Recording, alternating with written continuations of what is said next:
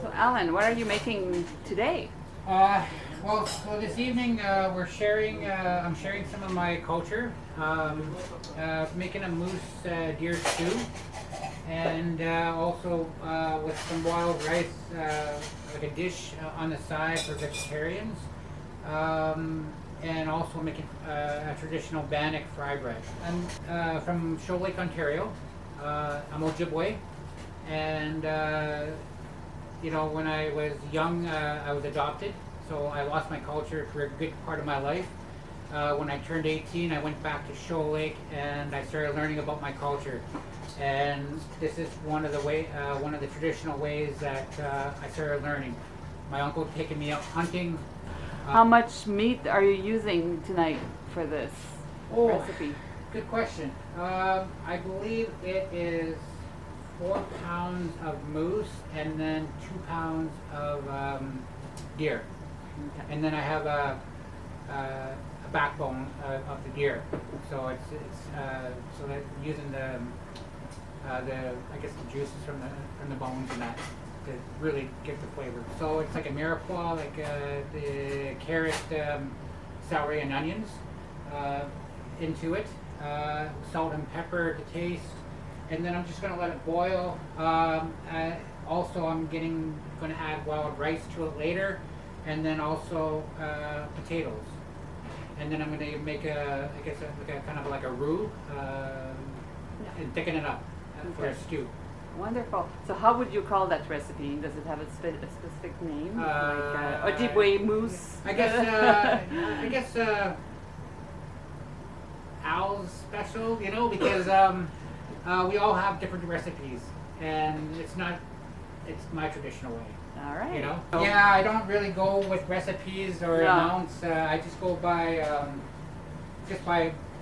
experience, I guess. Yeah. Learning, and kind of cross my fingers. Good. Yeah, so I just let it simmer, and then I'll start skimming the oils off the top. Yeah.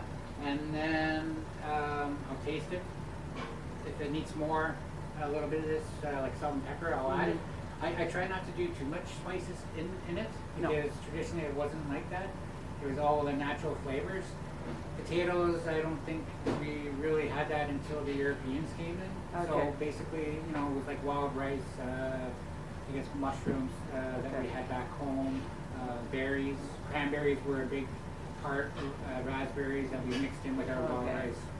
And those potatoes, are you going to put them in the stew or Yes. at the end? At the end, yeah. So 1 hour before. Smart. Yeah. Okay.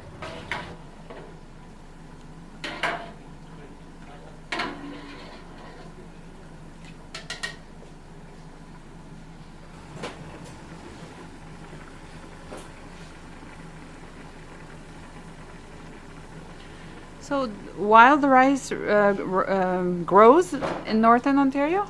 It grows, northern Ontario, in marshy areas. It's originally it was called, to my knowledge, I know at one time it was called Shoal Lake Wild Rice. There was a company like that, and it used to be one of the big distributors. I'm not sure if it's still going on today. Okay. I know back on our lake there, the wild rice is some years we do have, but with the climate change, it's kind of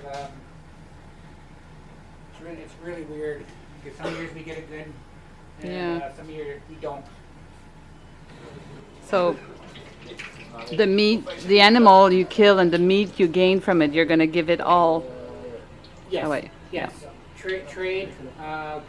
Yeah. Majority are going to keep it for our family, but we have more than enough to share with others, and especially for the ones that can't hunt, like our elders. Yeah.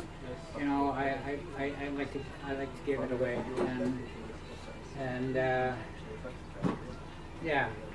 so. Cool. Food has always been a passion of mine. It always brings people together. As we know, I brought in some moose and some deer. The moose and deer is the animals that I hunted this year in the last couple of weeks. Last year I did go hunting and it wasn't very successful, and that's sometimes our hunting when we're hunters,